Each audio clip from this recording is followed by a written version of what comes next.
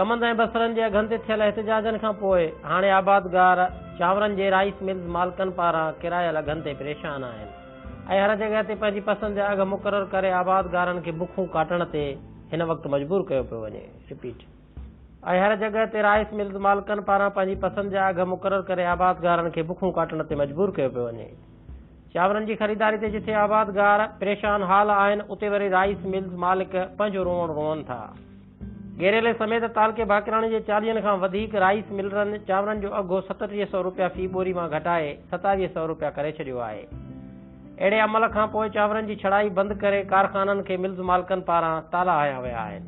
तालके भाकराणी जी rice mills association जे सदर मदर ख़ान जतोई सिंध टीवी न्यूज़ सां ॻाल्हाईंदे चयो त भाकराणी तालके में 40 खां 50 लख मण सारियूं ख़रीद कयूं वयूं आहिनि ऐं चांवरनि जी फी बोरी जो 3700 रुपया अघ मां घटाए फी बोरी 2700 रुपया थियण करे तालके भाकराणी जी राइस मिलरनि खे 40 लख मण सारी जी ख़रीदारी ते हिन वक़्त ताईं 40 करोड़ रुपया नुक़सान थी चुको आहे।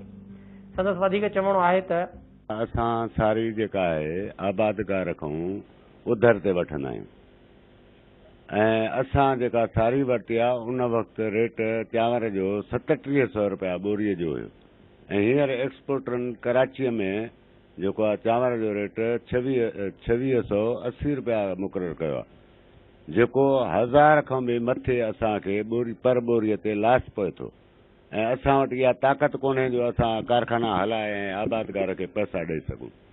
हिकु त असां ॿराड़ी जा कारखाना आहियूं, असां वटि न बैंक जी सीसी आहे न को ॿियो कोई असां वटि आहे पंहिंजो अहिड़ो को वसीलो जंहिंसां असां आबादगार खे पैसा असां आबादगार खां सारी वठी अमानत तौर उहा छॾे ऐं उहा ई पैसा उन्हनि खे ॾींदा आहियूं। ऐं जॾहिं असां कमु शुरू कयोसीं त उन वक़्तु 3700 रुपया रेट, जीअं जीअं कमु हलंदो वियो तीअं तीअं रेट चांवरनि जो किरंदो आयो ऐं असां वटि सारी जो स्टॉक थींदो वियो ऐं माण्हुनि सां असां वाइदा कंदा रहियासीं त असां तव्हांखे अॻिते हली जेको आहे पैसा ॾींदासीं, पर रोज़ बरोज़ चांवर जो रेट किरंदो वियो ऐं हिन वक़्तु जेका सूरत हाल इहा आहे त असां सारी छॾे आबादगार खे पैसा नथा ॾेई सघूं छो त हिन वक़्तु पर बोरीअ ते 1000 खां 1100 रुपया नुक़सानु आहे। उन खां अलावा जेके कराचीअ में कटौतियूं आहिनि, नाजाइज़ कटौतियूं, उते एक्सपोर्टर पंहिंजी जेको आहे सो हिकिड़ो तरीक़ेकार ठाहे छॾियो आहे त तव्हांजे चांवर में मॉइस्चर आहे, तव्हांजे चांवर में ॾारो आहे, तव्हांजे चांवर में हे आहे। हाणे उहे बहाना आणी वरी उहे बि नाजाइज़ कटवतियूं कनि था त असां हिन वक़्तु इन पोज़ीशन में आहियूं त असां कारखाना बंदि कयूं ऐं तव्हां पाण ॾिठो त मज़दूर इहे सभु ॿाहिरि बीठा आहिनि ऐं आबादगार असां वटि इहो पैसनि जे लाइ धरना आहियूं वेठा आहिनि। असां वटि इहा ताक़त कान्हे जो असां आबादगार खे पैसा ॾेई सघूं। असां हुकूमत खे इहो मुतालबो था कयूं त फौरी तौर ते असांजे हिन कारोबार खे बचाए, वरना ज़राअत जेका आहे सिंध जी तबाह थी चुकी आहे ऐं असां कारखानेदार बि तबाह थी चुका आहियूं। ऐं असां वज़ीर आज़म खां ऐं वज़ीर आला सिंध वज़ीर आज़म पाकिस्तान नवाज़ शरीफ़ खां असां पुरज़ोर मुतालबो था कयूं त जीअं अॻ में RECP जे थ्रू गवर्नमेंट असां खां चांवर वठंदी ऐं वरी पास्को जे थ्रू चांवर वठंदी, TCP जे थ्रू हिन वक़्तु सपोर्ट प्राइज़ ॾेई असां खां इहे चांवर वठे, न त असांजी हीअ जेका ज़राअत जी सूबे सां वाबस्ता आहियूं आबादगार बि ख़तमु थी वेंदा ऐं असां राइस मिलर्स बि जेको आहे सो बिल्कुलु तबाह थी वेंदासीं।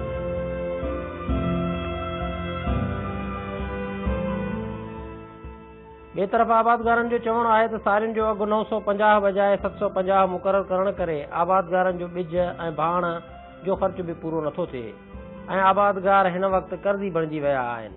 वॾो नुक़सानु आहे भाऊ असांखे तक़रीबन हाणे 900 पहिरियों सारी हुई, हाणे 600 ते बीहारियो अथऊं। चांवर चवनि था असांजा खजनि कोन था, सम्झी, हाणे इहो 600 ते चई सारियूं ॾियो त वठूं, न त असांखे अॻिते चांवर एक्सपोर्टर नथा खणनि, असांजा चांवर बंदि सेलर बंदि करे पैसा ई कोन था ॾियनि के। हाणे छा कयूं? असां ज़रदारी साहब खे अपील था कयूं, CM खे अपील था कयूं त को पर्सनल स्टैंड वठी असांजो मसइला हल कनि, असां आबादगारनि जी का मालिकी कनि। 4000 ते कारो भाणो वठी विधो आहे, 2000 ते एंग्रो हाणे कणकुनि में विधा आहिनि, सारियुनि में विधा आहिनि, ॿुधूं था त हाणे वरी कणकुनि खे बि पोइ ते रिवर्स में था कनि। महिरबानी करे असांजी मालिकी कनि, CM खे अर्ज़ु आहे ज़रदारी साहिब खे मालिकी कनि, असांजी का चांवरनि जी मालिकी कनि, असांजो अघु वधे को सारियुनि जो ख़र्चल पूरा थियनि। हिन वक़्तु जेके असां सारियूं राइस मिल में ॾिनियूं आहिनि उहे काफ़ी 100 खां 150 रुपया मण ते उहो अघ में नुक़सानु थी चुको आहे असांजो। हिन वक़्तु जेके असांजूं सारियूं पयूं आहिनि असांजे ज़मीनुनि में उहे सोकहड़े जे करे वज़न बि हटाए वियूं आहिनि ऐं हिन वक़्तु राइस मिल वारा इहो चवनि पिया त बाबा 750 रुपया रेट आहे, 750 में तव्हां ॾियो त ठीकु आहे, जेकॾहिं नाहे त तव्हां पाण रखो। असां ॿिज जी जेकॾहिं भाण आहे त उहो असां बोरी वरिती आहे 2000 रुपये में, अछो कारो जेको आहे उहो 3800 खां 4000 रुपया। जेकॾहिं को असां 6 एरिया जो जेको आहे मण वरितो आहे ॿिज जो उहो बि महांगो वरितो आहे। हिन वक़्तु 700 750 में असां आबादगारनि जी को बि ख़र्चु कोन पियो लहे। जेके बि हाणे हिन वक़्तु असां जेकॾहिं 750 में खपायूं सारीअ जो मण त ॿिज भाण जा पैसा बि कोन पिया निकिरनि। आबादगार खे राइस मिलर हुजे या केर बि हुजे उहो लुटण फुरण जे चकर में आहे त आया जेतिरो थी सघे उन खां सारी सस्ती वठिजे। हाणे असांजी फी बोरी ते 1.5 वण जी फी बोरीअ ते 1.5 किलो कट आहे। जेकॾहिं असां 40,000 रुपए ते 1000 रुपया कटनि था, आया पैसा कैश वठो उन ते कटवती अलॻि आहे, जेकॾहिं सारियूं ॾियो उन ते कटवती अलॻि आहे। पर जेकॾहिं ख़ुदा न ख़ास्ता थोरो को दाणो को हल्को फुल्को दागी निकिरी थो पए त उहो टके धड़ी आहे। आख़िर इहे असां सां मुख़्तलिफ़ नाजाइज़ियूं कयूं थी वञनि पियूं। जेकॾहिं बैंक में चेक खणी वञो उन ते कटवती आहे। मुख़्तलिफ़ तरीक़नि सां सिर्फ़ु आबादगार खे ई जेको लुटियो फुरियो थो वञे पियो।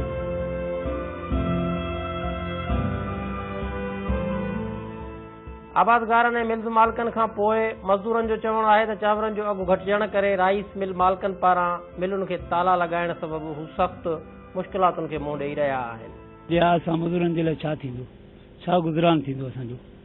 वापारी अॻिते वाल विकिरो कनि त असांजो गुज़र सफ़र थिए। को 5 रुपया थियनि, महांगाई बि चोट वधी वई आहे, उनजे बारे में असां छा करे सघूं था? वधीक अपील कयूं था हुकूमत खे त चांवरनि जो रेट बढ़ाए, कुझु कमु चालू थिए त असां अॻिते जीअं रोज़गार कयूं। जिते 20-25 माण्हू कमु कंदा हुआसीं उते हाणे 10 था कयूं, 10 जो बि रोज़गार नथो थिए। असां 100 रुपयो 150 मज़ूरी कयूं था।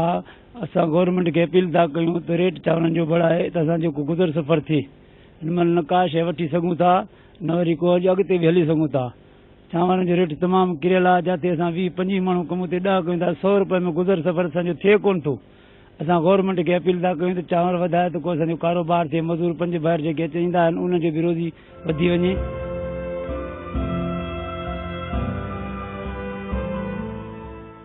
मज़दूरनि खां सवाइ चांवरनि जी पोखाई कंदड़ हारियुनि जो चवणु आहे त 12 महीननि जे सख़्तु पोरे ऐं ॿिज भाण जे 1000 रुपया ख़र्च करण बावजूदि सारियुनि जो अघु 750 रुपया थियण बावजूदि राइस मिलरनि सारियूं ख़रीद करण खां इनकार करे छॾियो आहे। जेकॾहिं हारियुनि सां अहिड़ियूं नाजाइज़ियूं थींदियूं रहियूं ऐं उन्हनि खे सारियुनि जो मुनासिबु अघु न मिलियो त हारी सारियुनि जी पोखाई बंदि करे का बि मज़दूरी करे बचड़नि जो पेट पालींदा।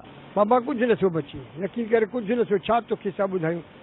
ज़मीनदारनि को भाण था वठो त ॿिया टीरा था हणनि, भाण उते त वरी ॿिज जो कणिक जो उहो अलॻि, उहो बि डबल ते 3 4 5 6 7 8 हिकु मण 1000 थी 1012 थी अञा बि मथे।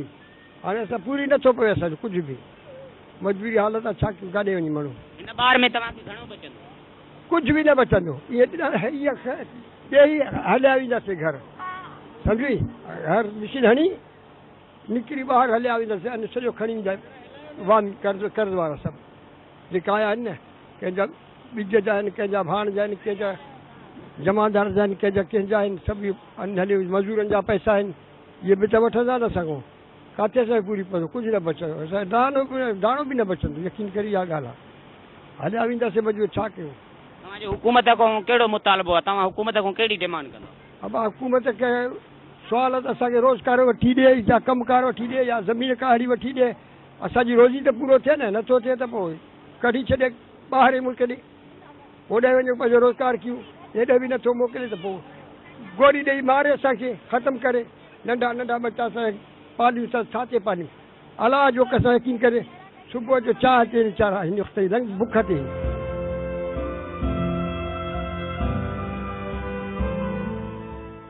अहिड़ी सूरत हाल खां पोइ आबादगारनि, राइस मिलरनि ऐं मज़दूरनि वफ़ाक़ी ऐं सिंध सरकार खां मुतालबो कयो आहे त हू हिन मामले जो हिकदमि नोटिस वठनि ऐं पास्को ऐं ॿिया इदारा जोड़े चांवरनि जो सरकारी अघु मुक़ररु करे राइस मिलरनि खां चांवर ख़रीद कराइनि ऐं सारियुनि जे अघ में वाधारो आणे खेनि माली घोटाले खां बचाइण लाइ किरदारु अदा कनि।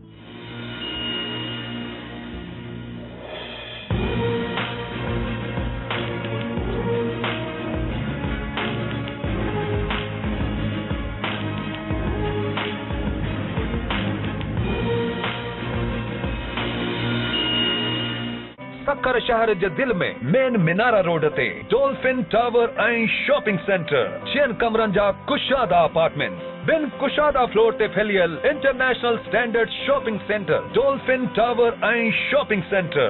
बुकिंग ऐं तफ़सील लाइ मार्क 1 मार्केटिंग नेटवर्क।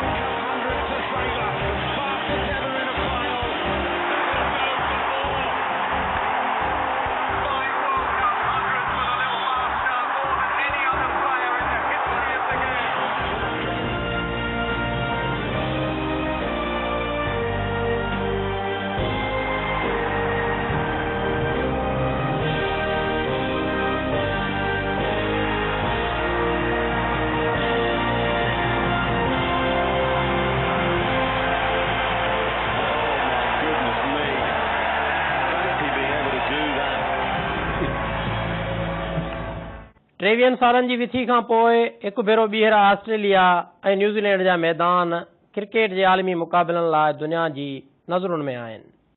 1992 जो क्रिकेट आलमी कप जंहिं अछे बाल ऐं मुल्की किटियुनि वारे रंग खे आम कयो, उन साॻे वर्ल्ड कप वारे माज़ी जो हिन यानी 2015 वारे आलमी क्रिकेट मेले में वर्जाउ थी रहियो आहे।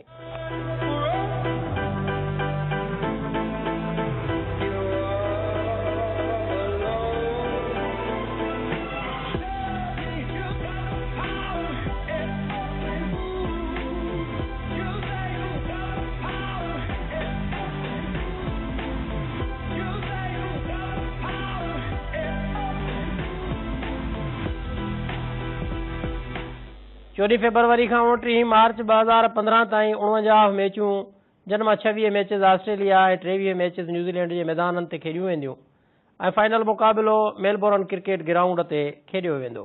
आलमी क्रिकेट कप 2015 खे 14 टीमुनि जी शिरकत सां 2 पूलनि में विरहायो वियो आहे ऐं हर पूल में शामिल हिकु टीम 6 मैच खेॾी सघंदी, जॾहिं त पूल मैचिस यानी लीग बेसिस ते हलंदड़ क्रिकेट जे हिननि आलमी मुक़ाबलनि में 7 मां 3 टीमूं शिकस्त खाइण जी बुनियाद ते टूर्नामेंट मां ॿाहिरि थी वेंदियूं ऐं 2 पूलनि मां 4 टीमूं क्वार्टर फाइनल लाइ कामयाबु थींदियूं, जिन मां हर पूल मां 2 टीमूं ख़ारिज ऐं 2 अॻिते यानी सेमीफाइनल मुक़ाबलनि में ईंदियूं, जिथां पोइ वरी हिकु टीम ख़ारिज ऐं आख़िर में वञी फाइनल मुक़ाबिलो 2 टीमुनि विच में खेॾियो वेंदो। 2015 आलमी क्रिकेट कप खे 2011 वारे आलमी क्रिकेट कप वारे ई फॉर्मेट में रखियो वियो आहे।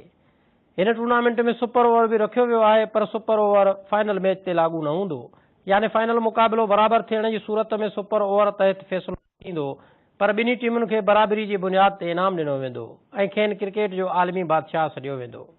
2015 जे आलमी क्रिकेट कप खे pool A England, Australia, Sri Lanka, Bangladesh, New Zealand, Afghanistan ऐं स्कॉटलैंड। पूल बी में ॾखण Africa, Bharat, Pakistan, West Indies, Zimbabwe, Ireland ऐं गॾियल अरब इमारात जी टीमूं शामिल आहिनि। वर्ल्ड कप जे 49 मैचिस खे 20 एम्पायर अमीन बणिजी फ़ैसिला कंदा। जनमा ऑस्ट्रेलिया ऐं इंग्लैंड जा 5-5 एम्पायर, ॾखण अफ्रीका जा 2, न्यूज़ीलैंड जा 2, भारत ऐं पाकिस्तान जो 1-1 एम्पायर, जॾहिं त श्रीलंका जा 3 ऐं वेस्ट इंडीज़ जो 1 एम्पायर हिन आलमी क्रिकेट जे मुक़ाबलनि यानी 2015 वारे वर्ल्ड कप खे यानी अमीन तौर फर्ज़ सर अंजाम ॾींदा। इहो पिणु यादि रखणु घुरिजे त पाकिस्तानी एम्पायर अलीम डार जो हीउ वर्ल्ड कप आख़िरी वर्ल्ड कप हूंदो ऐं हिन वर्ल्ड कप खां पोइ हू एम्पायरिंग तां रिटायरमेंट जो ऐलान कंदो। क्रिकेट चाहींदड़नि जी मालूमात लाइ इहो पिणु इज़ाफ़ो कंदो हलिजे त पाकिस्तान जे हिसे में जेकॾहिं वधीक मैचिस जी फतह नथी बि अचे त क़ौमी टीम खे कहिड़ी बि रीति बहरहाल पंहिंजी रन रेट बहितर रखणी आहे, छो त वेस्ट इंडीज़ खे घटि में घटि हाराइण सिवा या आयरलैंड सां जेको क़ौमी टीम जो आख़िरी मैच आहे उनखे वॾे स्कोर ते हाराइण बिना बहरहाल पाकिस्तान जे क्वार्टर फाइनल ताईं पहुचण जा इम्कान इन्हनि सूरतुनि खां सवाइ घटि नज़र अचनि था, छो त हिन वक़्त ताईं पाकिस्तान जे वार्म अप मैचिस में बांग्लादेश ऐं इंग्लैंड खे शिकस्त ॾियण बावजूदि क़ौमी टीम अञा सूधो मोस्ट फेवरेट टीम जी क़तार में अची न सघी आहे, जंहिं करे मैचिस में फतह हासिल करण सां गॾोगॾु पूल बी में क़ौमी टीम खे पंहिंजी रन रेट बहितर रखणु तमामु घणो ज़रूरी आहे, छो त आलमी कप 2015 जे क्वार्टर फाइनलनि खे मुख़ालिफ़ पूल में खेॾायो वेंदो, यानी पूल ए मां पहिरें नंबर ते ईंदड़ टीम पूल बी जी चोथे नंबर सां खेॾंदी, पूल ए जे ॿिए नंबर ते ईंदड़ टीम पूल बी जे 3 नंबर सां ऐं पूल बी जी पहिरें नंबर ते ईंदड़ टीम पूल ए जे चोथे नंबर ते ईंदड़ टीम सां मुआदो अटकाईंदी। तंहिं करे पाकिस्तान खे कंहिं बि तरह पूल ए जी 2 टीमुनि यानी ऑस्ट्रेलिया ऐं न्यूज़ीलैंड खां कुंडाइतो थियणो पवंदो, छो त हिन वक़्त जो इम्कानी तौर इन्हनि ॿिन्ही टीमुनि जो ई पहिरें ऐं ॿिए नंबर ते रहण जो इम्कान वधीक आहे। क़ौमी टीम जी वर्ल्ड कप 2015 में कारकर्दगी कहिड़ी रहे थी इहो त कुझु ॾींहनि में नतीजो ईंदो, जंहिं लाइ तजसुस अञा बरक़रार आहे, पर क्रिकेट जे आलमी मेले जूं इफ़्तिताही तक़रीबूं ऑस्ट्रेलिया ऐं न्यूज़ीलैंड में शानदार नमूने सां मुनक़िद करे पूरी दुनिया खे रंगनि, रोशनियुनि, मोहबतुनि ऐं अमुन जो पैगाम ॾिनो वियो। वर्ल्ड कप 2015 जी मुनक़िद कयल तक़रीबुनि में वर्ल्ड कप में शामिल टीमुनि जे कप्ताननि शिरकत कई ऐं हरनी मुल्कनि पारां गीतनि जे गुलदस्ते में पंहिंजी मौजूदगी ऐं जज़्बे जो इज़हार कयो।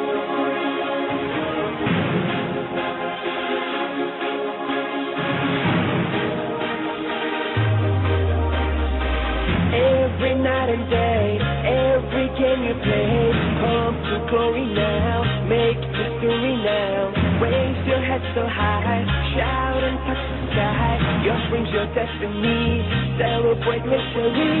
Every night and day, every game you play, come to glory now, make history now, raise your head so high, shout and touch the sky, yours brings your destiny, celebrate victory.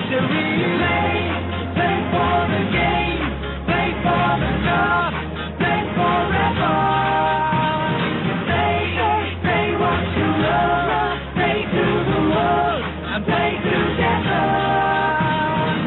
कितनी दुआओं से और कितनी राहों से मंजिल को पाने निकले, लेकर अपना निशान लिखे ये दास्तां दिलों को जीतने। तो आओ संग मेरे आओ, जीत लो लम्हे को, तो आओ संग मेरे गाओ, जीतना हर दिल को। वर्ल्ड कप 2015 जी अहिड़ी शानदार तक़रीब खां पोइ शौक़ीननि जूं नज़रूं मैदाननि ते रांदीगरनि में खुपी वियूं आहिनि। क्रिकेट जे आम ॾिसंदड़नि खां टेस्ट क्रिकेटरनि ऐं क्रिकेट जे आलमी माहिरनि ताईं हर माण्हू फाल वारो बणिजी फाते कंहिं न कंहिं टीम खे सॾे थो, पर मजमूई तौर ॾिसंदड़ ऐं क्रिकेट माहिर 3 टीमुनि यानी ॾखण अफ्रीका, न्यूज़ीलैंड ऐं ऑस्ट्रेलिया खे इम्कानी तौर 2015 जो फातिह सम्झी रहिया आहिनि। मजमूई तौर क्रिकेट माहिरनि जी नज़र में न ऑस्ट्रेलिया न न्यूज़ीलैंड पर हिन भेरे ॾखण अफ्रीका जी टीम इम्कानी तौर वर्ल्ड कप 2015 लाइ सभ खां वधीक फेवरेट करार ॾिनी पई वञे। सरसरी तौर टीमुनि जो जाइज़ो वठी ॾिसूं था त कहिड़ी टीम केतिरे पाणी में आहे। सभ खां पहिरीं शुरूआति करियूं था अफ़गानिस्तान खां। अफ़गानिस्तान जी टीम खां इब्तिदा था करियूं। अफ़गानिस्तान जी टीम मोहम्मद नबी जी अॻुवाणी में वर्ल्ड कप 2015 में आहे। संदन वर्ल्ड कप में पहिरीं शुरूआति आहे ऐं ॿियनि टीमुनि सां मुक़ाबले लाइ अफ़गानिस्तान वटि middle order batsman Najibullah Zadran जो ई खेनि सहारो आहे। यानी हिकु बैट्समैन जे आधार ते हिन टीम लाइ इहा ई अॻकथी करे सघिजे थी त अफ़गानिस्तान जी टीम ग्रुप मैचिस में पंहिंजे पहाड़ी इलाइक़नि ॾांहुं वापसि वरी वेंदी। वर्ल्ड कप 2015 जी मोस्ट फेवरेट चवराईंदड़ टीम ऑस्ट्रेलिया जेतोणीकि 1987, 1999, 2003 ऐं 2007 वारनि वर्ल्ड कपनि जी फातेह रही आहे ऐं हिन वक़्तु Glenn Maxwell, David Warner, James Faulkner, Mitchell Starc ते इनसार करे थी, पर हिन टीम खे वर्ल्ड कप 2015 जो विनर न पर रनर चयो पियो वञे। बांग्लादेश जी टीम मुशरफी मुर्तज़ा जी क़यादत में मैदान ते आहे ऐं बांग्लादेश वटि ताजी ul Islam, left arm spinner समेत ॿियनि ऑल राउंडर्स ते मैदान में बांग्लादेश जी टीम पंहिंजा जोहर ॾेखारींदी। बांग्लादेश 2007 वारे वर्ल्ड कप में सुपर 8 मरहले में पहुतो हो, पर हिन भेरे ग्रुप स्टेज खां अॻिते नज़र नथो अचे। इंग्लैंड जी टीम एवन मॉर्गन जी अॻुवाणी में फातेह बणजण लाइ तयारु आहे, जॾहिं त 1979, 1987 ऐं 1992 जे आलमी क्रिकेट मुक़ाबलनि में इंग्लैंड जी टीम रनर अप रही आहे। इंग्लैंड जी टीम आयन मॉर्गन, जूई रूट, एन बेल, बटलर ऐं जेम्स एंडरसन ते ई मैदान मारण जी कोशिश कंदी, पर हिन टीम खे बि माहिर सेमीफाइनल खां अॻिते न ॾिसी रहिया आहिनि। भारत जी टीम, जंहिंखे भारत जो superstar batsman Sachin Tendulkar semifinal में ॾिसी रहियो आहे, सा टीम MS धोनी जी क़यादत में मैदान ते आहे, जॾहिं त भारत जी टीम में ॿिया ख़तरनाक रांदीगर विराट कोहली, रोहित शर्मा, सुरेश रैना, शेखर धवन, मोहम्मद शामी ऐं धोनी कंहिं बि टीम लाइ ख़तरनाक साबित थी सघनि था। भारत हिन आलमी कप खां अॻु 1983 ऐं 2011 जे मुक़ाबलनि में आलमी क्रिकेट मुक़ाबलनि जी फातेह रही चुकी आहे ऐं भारत जी टीम खे बि आलमी माहिर क्वार्टर फाइनल खां अॻिते न ॾिसी रहिया आहिनि। भारत खां पोइ आयरलैंड जी टीम विलियम पोर्ट फेल्बर जी कप्तानी हेठि मैदान में आहे ऐं 2007 जे वर्ल्ड कप में सुपर 8 मरहले में पहुती हुई, पर हिन भेरे आयरलैंड जी टीम ग्रुप स्टेज ते ई घर वेंदे नज़र अचे थी, पर आयरलैंड मां कंहिं बि अपसेट जी उमेद बहरहाल ज़रूरु रखी सघिजे थी। न्यूज़ीलैंड जी टीम ब्रेडन मैकेलम जी क़यादत में केन विलियमसन, रोस टेलर, जेम्स एंडरसन ऐं रूकी सां गॾु मैदान में लहंदी, जॾहिं त हिन आलमी कप खां अॻु 1975, 1979, 1992, 1999, 2007 ऐं 2011 में सेमीफाइनल मुक़ाबलनि में न्यूज़ीलैंड जी टीम हारजी चुकी आहे।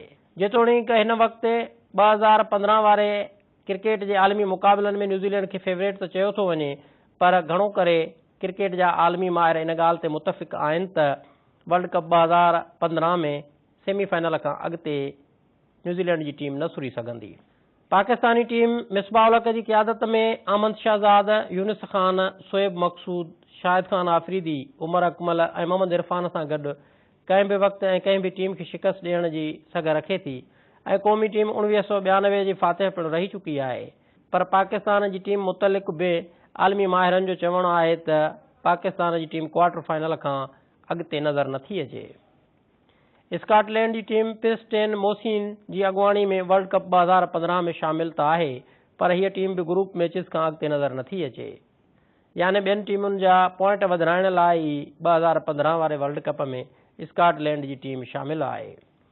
ॾखण अफ्रीका जेका सुपरस्टार बैट्समैन एबी डिविलियर्स जी अॻुवाणी में de Kock, Hashim Amla, Faf du Plessis, Dale Steyn, Morne Morkel सां मैदान ते हिन वर्ल्ड कप जी मोस्ट फेवरेट टीम आहे, जॾहिं त माज़ी जे क्रिकेट रिकॉर्ड्स में 1992, 1999 ऐं 2007 में सेमीफाइनल खां ॾखण अफ्रीका जी टीम अॻिते न वधी सघी आहे। ॾखण अफ्रीका जी टीम सां माज़ी में भाग न भड़ायो आहे ऐं हिन भेरे जेकॾहिं क़िस्मत संदन साथ ॾिनो त ॾखण अफ्रीका ई 2015 वारे आलमी कप जी फातेह हूंदी।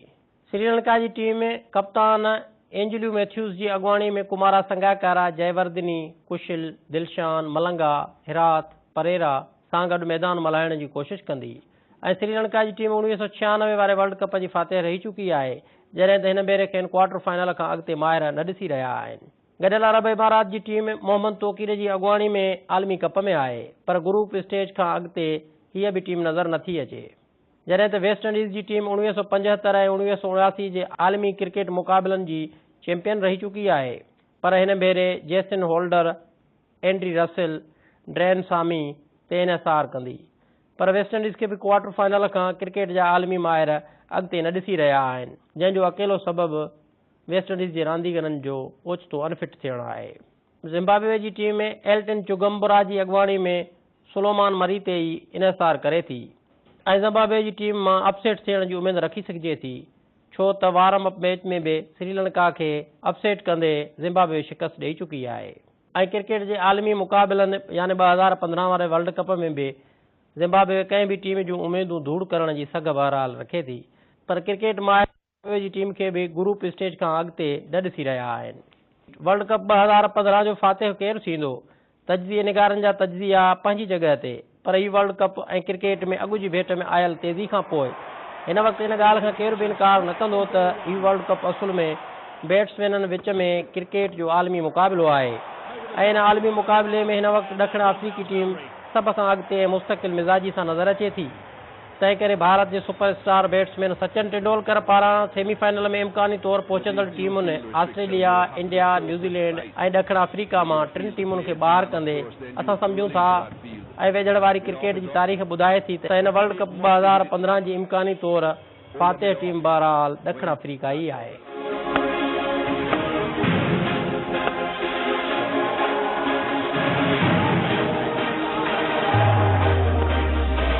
Every night and day, every game you play, come to glory now, make history now. Raise your head so high, shout and touch the sky. Your dreams, your destiny, celebrate victory. Every night and day, every game you play, come